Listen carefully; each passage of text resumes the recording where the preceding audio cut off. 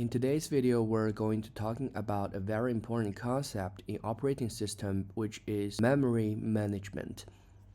In the computer, we have mainly two type of memories. You can thinking about it as a computer brain. We have two type of brain, which is the static versus heap.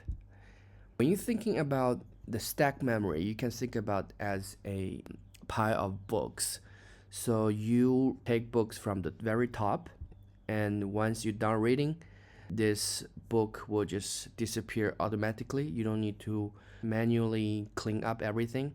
The computer will do it for you. But when you thinking about heap memory, you think about it as a box.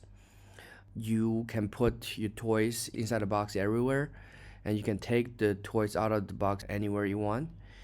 But the thing is, you have to clean it manually. For stack memories, usually it's for the thing that stays very short in the memory. For example, the function calls and local variables. But for the heap memory, it's for objects or class instance, which stays very long. And now we're going to talking about compile time versus runtime. You write your programming language in your IDE, and then the next step is for the computer to compile and then run it. When you think about compile time, you can think about as, for example, in the school, you have a play. On the stage, you will have a play, and you prepare everything before play happens. You write down all the script, and you check all the grammar, you check everybody knows their lines and all that, and no mistakes. Once everything is done, you rehearse everything, and then you go to the school and do this play. So this is what you're doing beforehand. It's all called compile time. It's same for the computer programming language.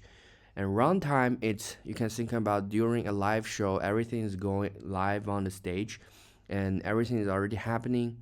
In terms of programming, it's the program is actually running in front of the screen. Now we look at three different type of programming languages. C++ is a total static language, meaning you have to tell computer very clear what you want to do, and you have to make sure there's no mistakes. You have to go through the compile stage and translate all the code you write into machine language so that the machine understands it and then runs everything. So for example, the type, you have to tell very specific what type it is for your variable. Writing like this, it's never feasible. What's the pro and cons is that this language is very fast, but it requires a lot of care. You cannot make mistakes, especially when you declare your variables and all that. Similarly, Java is also a static language, but it does have some dynamic features. You have to make sure all the variable types is defined. But Python is totally different. Python is a script language. Put your variable there, you can assign whatever stuff. The computer will figure it out later. So it's a dynamic language. In the last part, we're going to talking about memory leaks. Say you have a bunch of toys.